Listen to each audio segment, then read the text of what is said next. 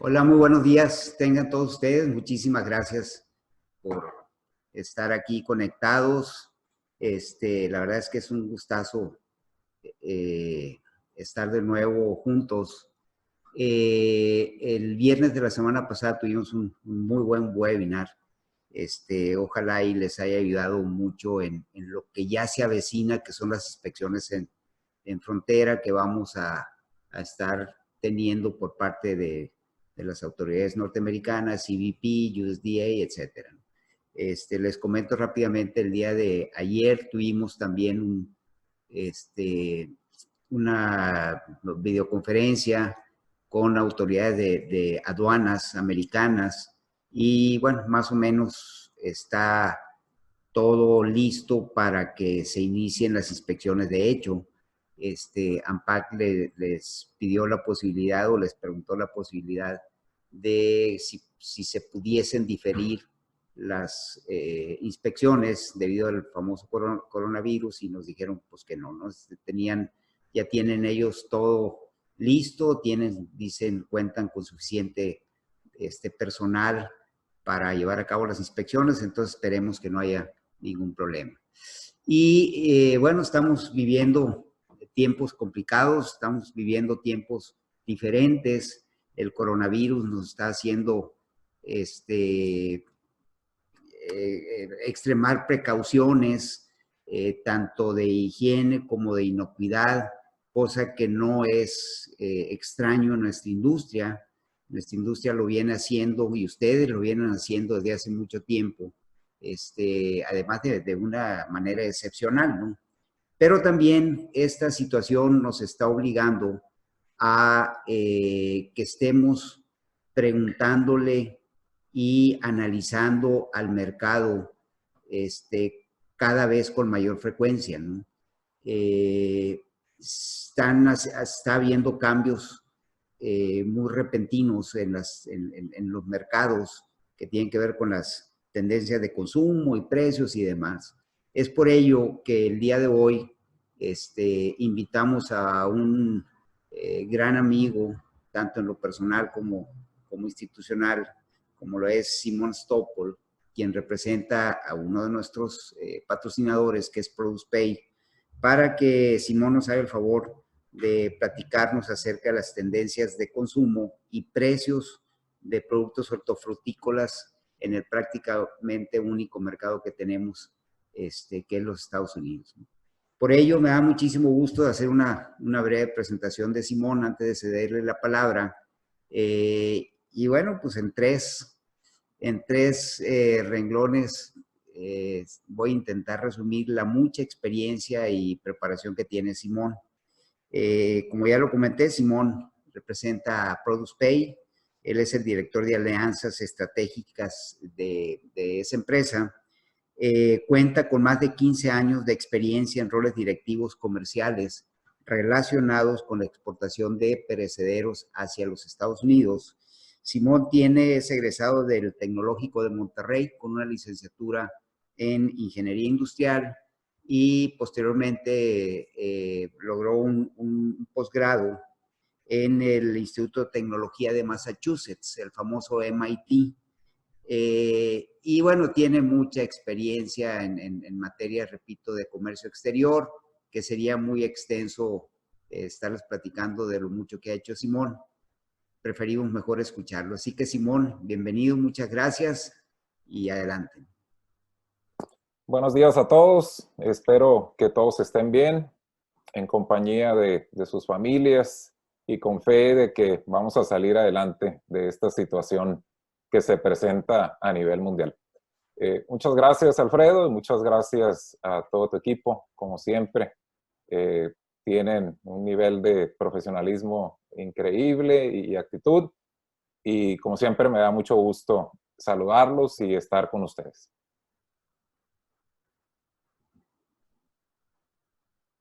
Muy bien. ¿Empezamos? Sí, Okay. sí, adelante. Perfecto.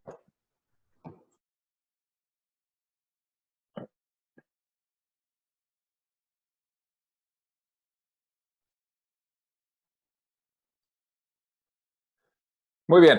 Antes de empezar, quisiera comentar un poquito la estructura de la presentación. Antes de hablar de las expectativas del COVID-19, vamos a hacer un barrido muy rápido de la estructura de la industria en Estados Unidos y ver datos históricos, y entonces va a ser muy claro para ustedes por qué estoy planteando ciertos escenarios hacia adelante. Entonces, no se me desesperen, vamos a llegar ahí. Y yo creo que es importante, voy a estar presentando muchos datos. Les pediría que tengan cuaderno y lápiz y estén anotando algunos datos claves que voy a mencionar. Si tienen su calculadora a la mano, también yo creo que va a ser útil porque, como les digo, hay muchos datos, pero al final los datos lo que hacen es que sustentan el mensaje y voy a asegurarme de que el mensaje sea claro. En cuanto a preguntas, les pediría que las vayan pasando por, por la sección de preguntas y respuestas en lugar del chat, y esas las estaré contestando al final de la presentación.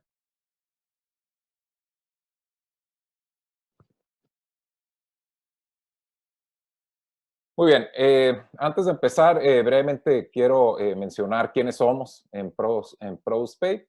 Somos una empresa que se dedica a fondear, a financiar a productores mexicanos que exportan a Estados Unidos principalmente, pero también tenemos una misión más amplia que esa. En cuanto a los fondeos, nuestros fondeos van de 200,000 a 5 millones de dólares y van de 30 días a 12 meses. Pero la misión más amplia de ProducePay en realidad es generar confianza en cada transacción, en una industria que sabemos que el tema de la confianza pues todavía es un tema, ¿no? Ya estamos en el 2020 y sabemos que se presentan muchas situaciones en la industria que generan desconfianza y que por ende pues hacen que el comercio no sea tan eficiente como pudiera ser, ¿no? Entonces, además de los fondeos, también podemos facilitar conexiones entre el productor mexicano y distribuidores estadounidenses y viceversa. Otro programa que tenemos también es el financiamiento de la compra de insumos agrícolas con descuentos para el productor. Y finalmente, y esta es una iniciativa relacionada con eso, estamos muy comprometidos en la generación de contenido e información que le permita a nuestros clientes a tomar mejores decisiones, tanto operacionales como comerciales. Como referencia, somos una empresa que tiene 5 años en el mercado. Tenemos nuestra base en Los Ángeles y operaciones en Tijuana y otras ciudades en México. Nuestros principales socios inversionistas son Rabobank y Coventure. Muy bien, entrando ya en materia de la presentación, yo hablando con algunos amigos de la industria que saben que tengo allá algunos años analizando este tipo de información, la pregunta de ellos en muchas ocasiones me dicen, o sea, Simón, ¿en dónde ves oportunidades? ¿Qué siembro? Porque al parecer lo que siembro pues ya no me da tanta rentabilidad como esperaba. Y regreso a ese punto, ¿no? Regreso al punto de qué sembrar. Nada más que yo estoy redefiniendo un poquito la pregunta aquí y la presentación está orientada hacia esta pregunta, la pregunta de cómo maximizo mi ingreso y reduzco mi riesgo.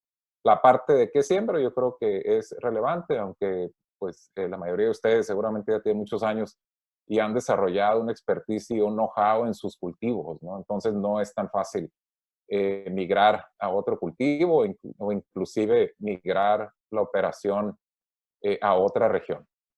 Entonces, ese es el espíritu de la presentación. Cómo maximizo mi ingreso y cómo reduzco mi riesgo. Aquí lo que vemos son datos de países destino de las exportaciones hortofrutícolas de México. Está China, la Unión Europea, Estados Unidos, Japón, México y Canadá. Hay muchos datos, pero de entrada quiero comparar Estados Unidos con México. En el caso del PIB, el PIB de México representa el 12% del PIB de Estados Unidos. En cuanto a población, 126 millones representan cerca de 40% del total de la población de Estados Unidos. Y en cuanto al PIB per cápita de México es $20,000 anuales, es aproximadamente un tercio del PIB per cápita de Estados Unidos. Aquí un dato muy relevante es el tema del crecimiento. Estados Unidos es tan grande y ha tenido crecimiento económico importante en los últimos años, que ese crecimiento en sí es tan grande. Por ejemplo, en el caso de Estados Unidos, del 2016 al 18, la economía creció en 1.8 trillones de dólares.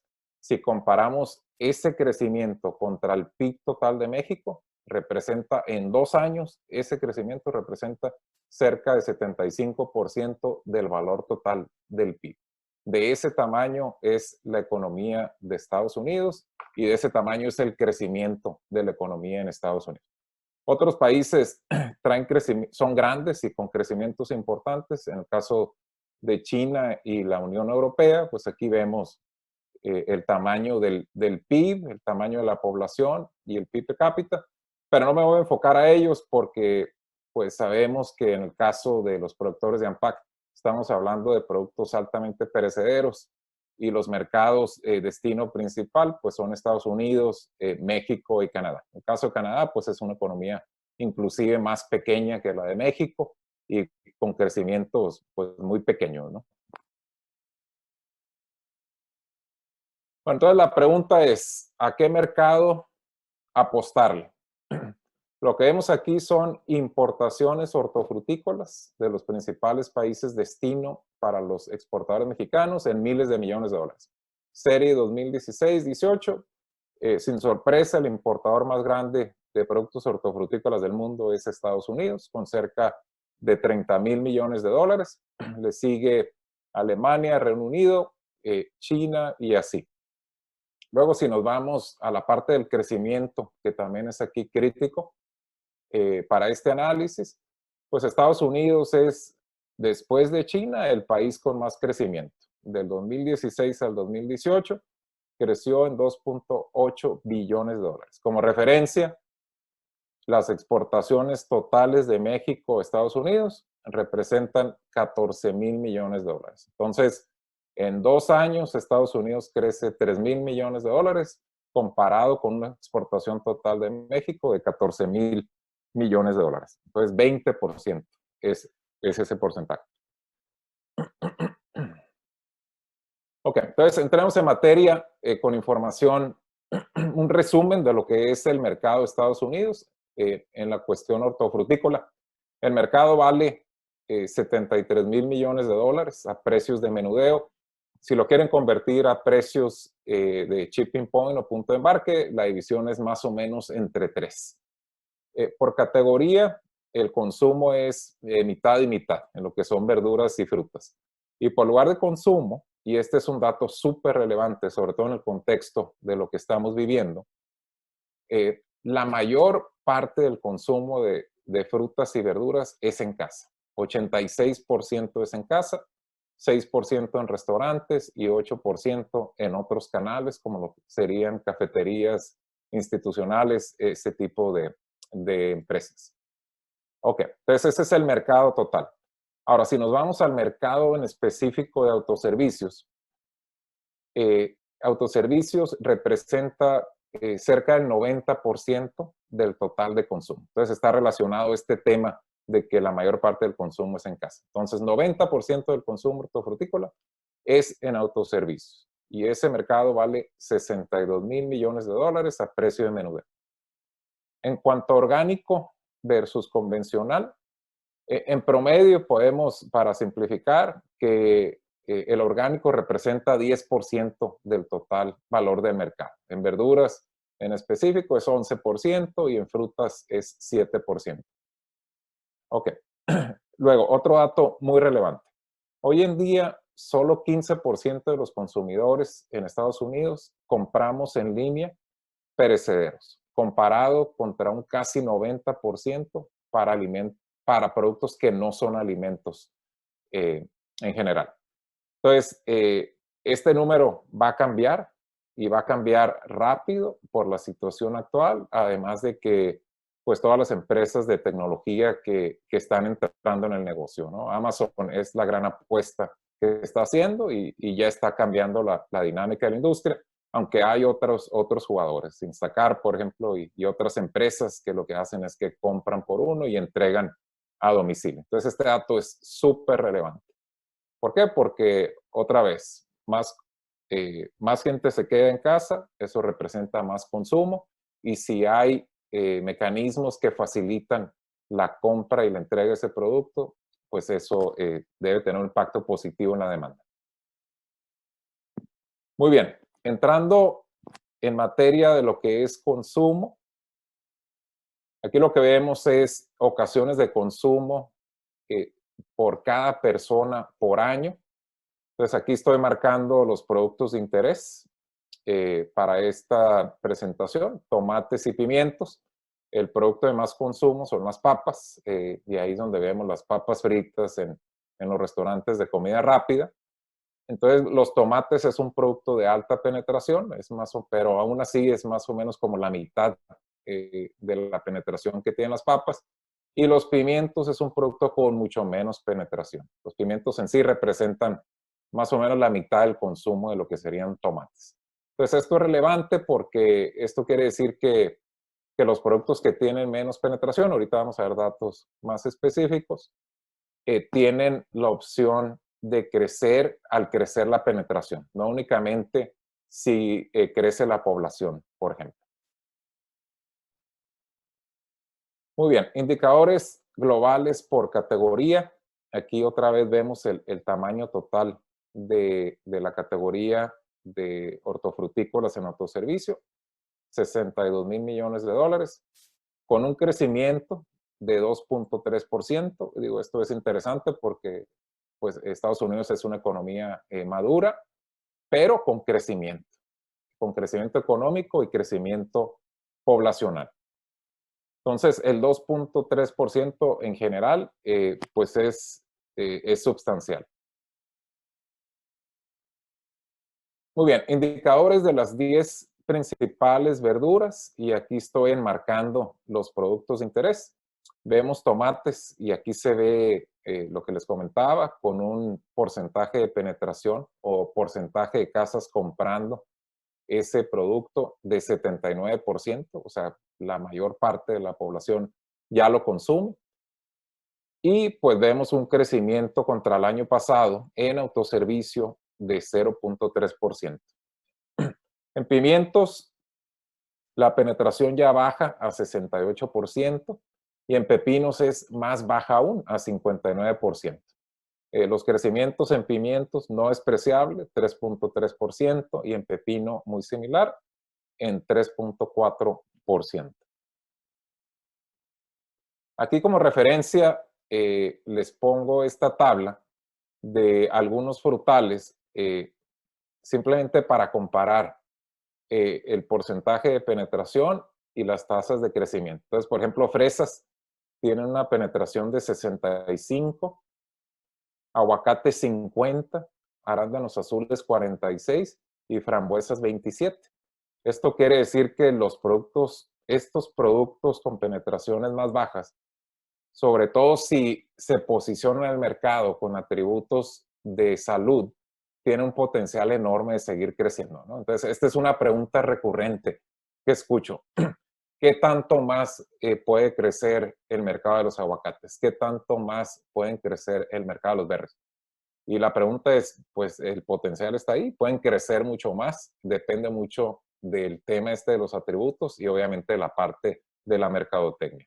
El otro interesante, pues son las tasas de crecimiento. Aguacate 7.6%, arándanos azules 8.1% y frambuesas 7.7%, muy cercano a los dobles dígitos. Muy bien, hablemos del sector orgánico, con tasas de crecimiento interesantes, 5.5% en total de frutas y verduras. Representa más o menos el 10% del tamaño de la categoría. Y estos crecimientos, pues son interesantes, pero no son espectaculares. Entonces, yo vengo escuchando desde hace muchos años que la categoría orgánico va a sobrepasar el 20% y ha estado estancado en ese 8, 9, 10% por muchos años.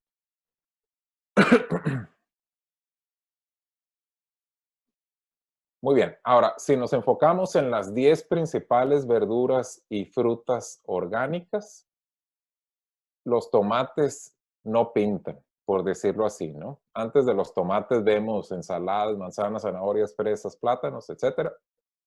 Los tomates, desde el punto de vista del consumidor, quizás no valoran el que sean orgánico tanto como valoran, por ejemplo, una manzana o una fresa, ¿no? Y pues también se refleja aquí el interés en las tasas de crecimiento, ¿no? O sea, menos 1.0% contra el 2018. Muy bien. Vamos a entrar a la parte de análisis de oferta. Y aquí voy a ser muy específico en los productos. Vamos a analizar las principales variedades de tomates, incluyendo especialidad, y lo mismo en pimientos y pepinos.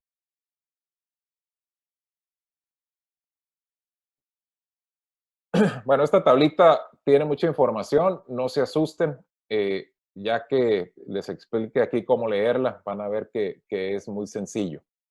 Aquí tenemos los meses de enero a diciembre y aquí tenemos los años del 2015 al 2020. Aquí tenemos los precios promedios por año. ¿Sí? Entonces, por ejemplo, en el 2015, el precio promedio del tomate Roma en una caja de 25 libras a granel, tamaño extra large y large, de producto mexicano convencional, fue de $12.2 por caja. Entonces, ¿qué vamos a estar buscando aquí? Uno, ¿qué esperaríamos si este es un mercado con demanda creciente? Esperaríamos precios que van subiendo en el tiempo. Y por el contrario, ¿qué esperaríamos si este es un mercado que se está haciendo más pequeño? Estaríamos esperando precios que van declinando. Si es un mercado estable, pues la expectativa es ver precios que no difieren mucho entre un año y otro. Entonces, por ejemplo, en el caso del tomate Roma, vemos que los precios, pues en realidad son muy estables. 12.2, 11.1, 12.9, 12.4, 13.3.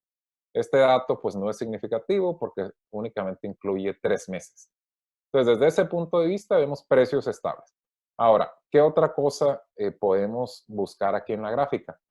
Podemos buscar secciones en las que vemos, por ejemplo, mucho verde, y eso es un indicador de que hay una ventana consistente de precios más altos.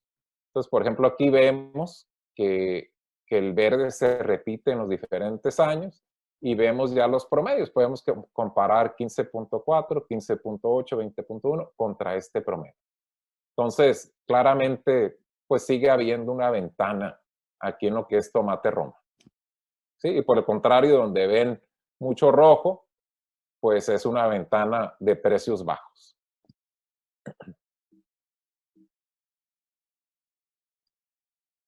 Muy bien. Ok, ahora lo que estamos viendo aquí es volúmenes de tomate Roma en toneladas que están entrando al mercado de Estados Unidos. Esto incluye convencional y orgánico, todos los cruces, todos los puntos de embarque y todos los tipos de empaque. Entonces, los jugadores aquí, pues México es el jugador más grande y le sigue Florida. Si vemos la categoría como un todo, pues con un crecimiento impresionante en estos años, del 2015 al 2019. Estamos hablando de un crecimiento de 140,000, más de 140,000 toneladas o 21%. Ahora, para dimensionar números, y aquí es donde les decía que pueden tomar notas, ¿no? Más o menos las exportaciones totales de México a Estados Unidos son 2,000 millones de dólares. Si los dividimos, y aquí podemos usar diferentes supuestos, sobre $15 la caja, nos dan 133,000 camiones o más o menos 2.5 millones de toneladas. Ese es el tamaño de las exportaciones mexicanas de tomate, 2.5 millones de toneladas. Otra referencia que podemos usar pues, para hacer sentido de estas cifras es pues cuántos camiones hay en 1,000 toneladas. Y el número es aproximadamente 54 camiones por cada 1,000 toneladas. Entonces aquí pues pueden sacar la cuenta, ¿no? Este crecimiento, 140,000 toneladas por 54, ese es el número de camiones. Entonces, relevante es, hay crecimiento, México es el más grande por mucho que Florida, México trae un crecimiento muy, muy grande. Y algunos otros vamos a empezar a ver aquí, sobre todo estados en Estados Unidos, con decrecimientos importantes. Entonces vemos el caso ahora del tomate bola y hacemos el mismo ejercicio.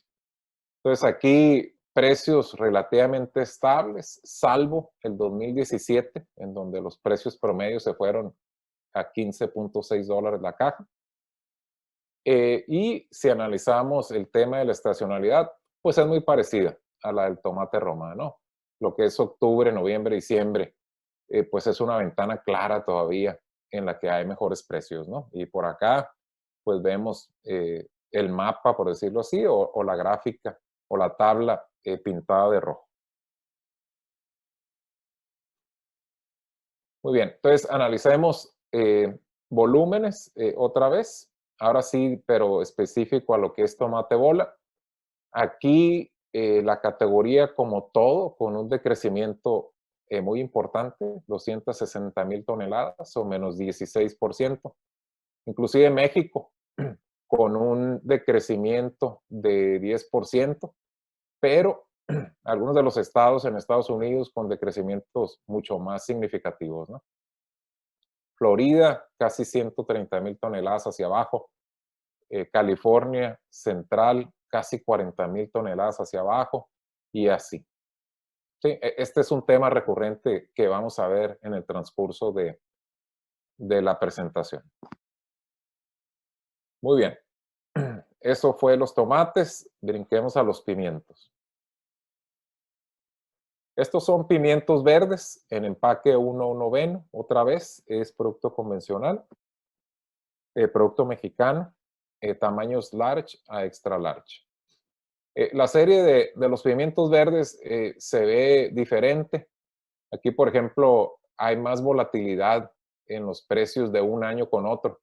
Entonces aquí vemos un 10.3 en el 2015, pero vemos en el 2016 un 17.3, en el 2019 un 15.9. Y luego no vemos tampoco ningún patrón particular de colores, ¿no? Ni rojos ni verdes. Entonces, desde ese punto de vista, pues el argumento es que los pimientos verdes mexicanos de exportación son menos predecibles. Muy bien. Pepinos.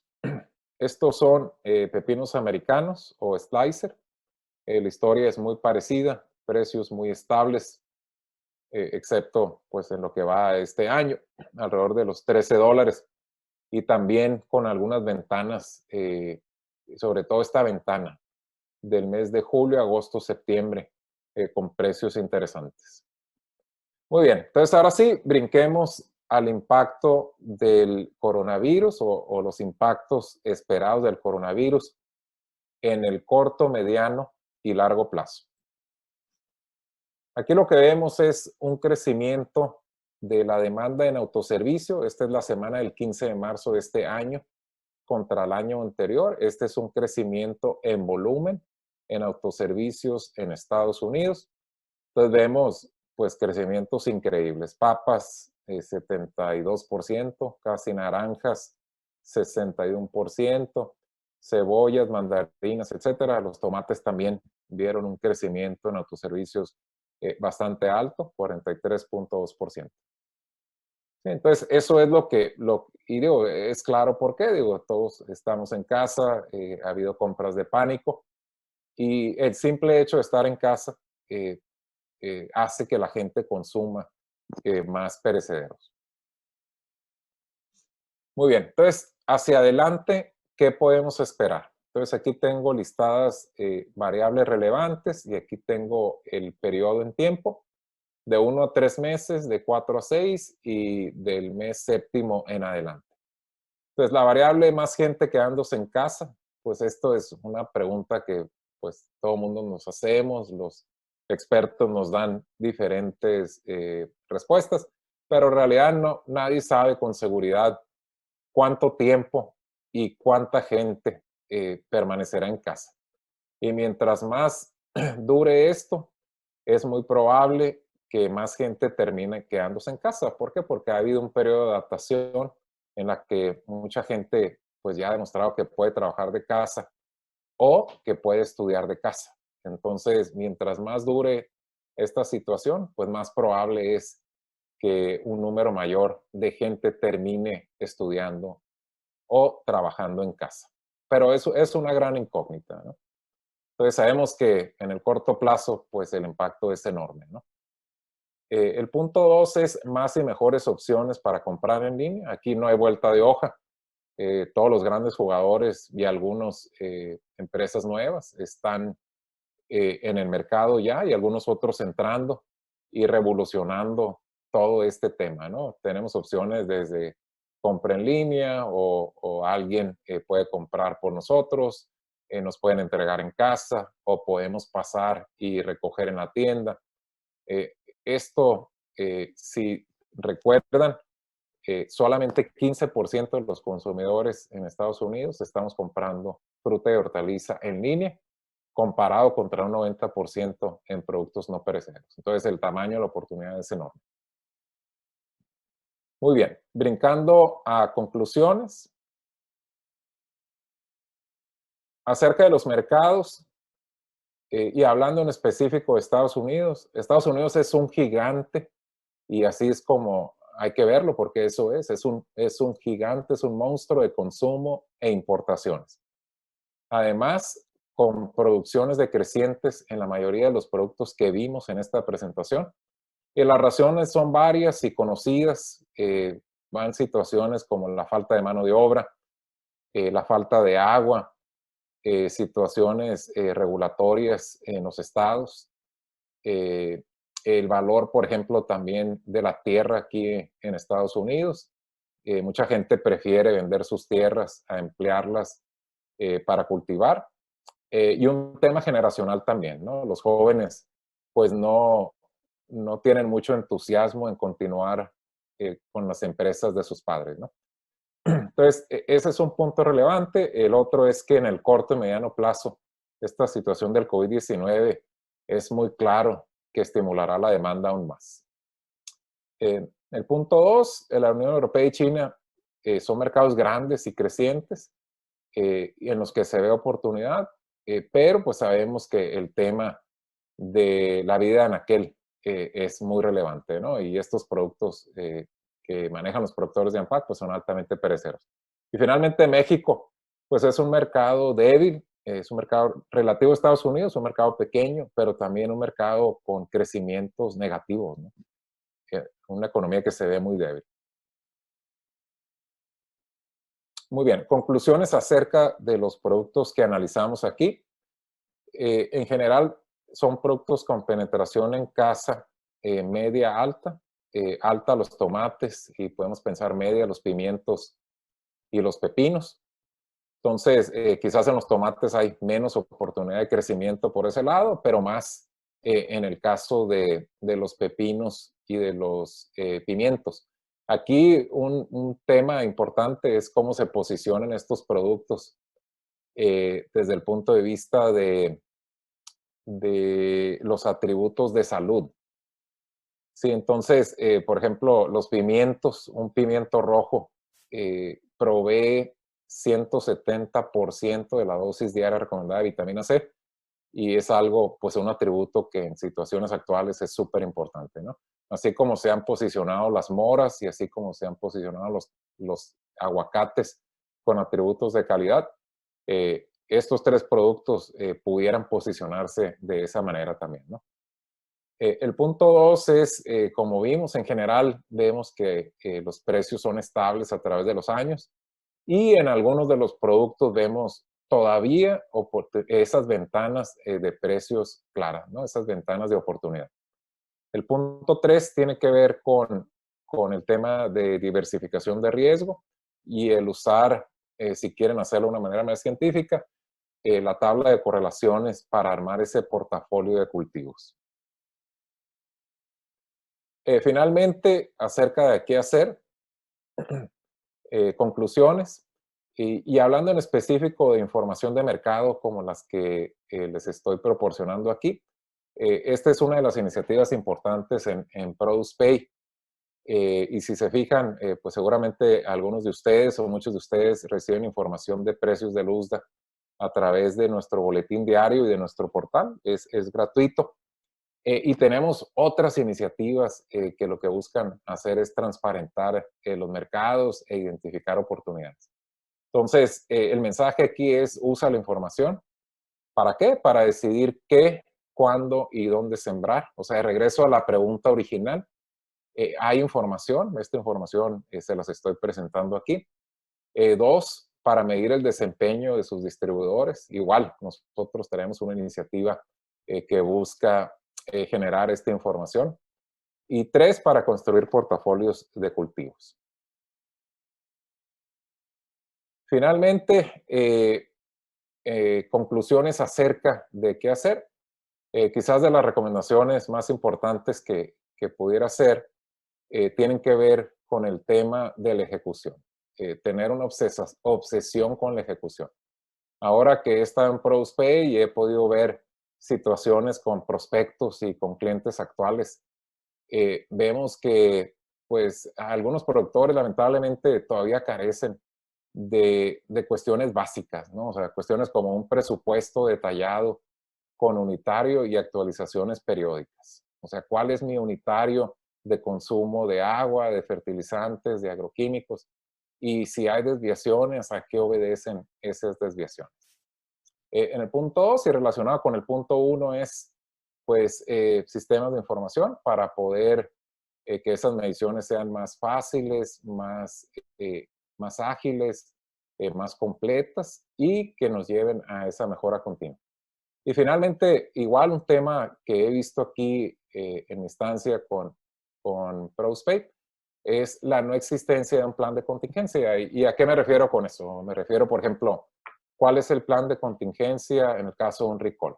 ¿Cuál es el plan de contingencia si una situación del virus hace que un lote se pierda por completo de producción? ¿Cuál es la situación? ¿Cuál es el plan de contingencia si la situación climática es desfavorable? Y a nosotros pues nos llegan algunos clientes y prospectos que con mucho gusto atendemos y en algunos casos los hemos podido fondear, pero se pierde tiempo precioso porque a pesar de que somos muy rápidos para decidir, y en parte es porque no pedimos garantías prendarias ni hipotecarias, podemos decidir en 3 semanas o 4 semanas, cuando mucho. Es tiempo precioso que pierde el agricultor y por ende dinero importante, ¿no? Entonces el mensaje aquí es: ¿cuál es tu plan de contingencia? Incluyendo la parte del fondeo. Si va a haber problemas, ¿de dónde vas a sacar dinero? Pues muy bien, si alguien, ahora sí, si alguien tiene preguntas, si tienen preguntas específicas acerca de los servicios y productos de ProducePay, pueden enviar un correo a info@producepay.com o llamar a este teléfono. Nosotros tenemos un grupo de vendedores de teléfono que están atendiendo todo este tipo de llamadas y correos. Y si alguien tiene alguna pregunta ya específica al programa de alianzas de ProducePay que lidero yo en este caso, o esta presentación en particular, aquí tienen mis datos de contacto.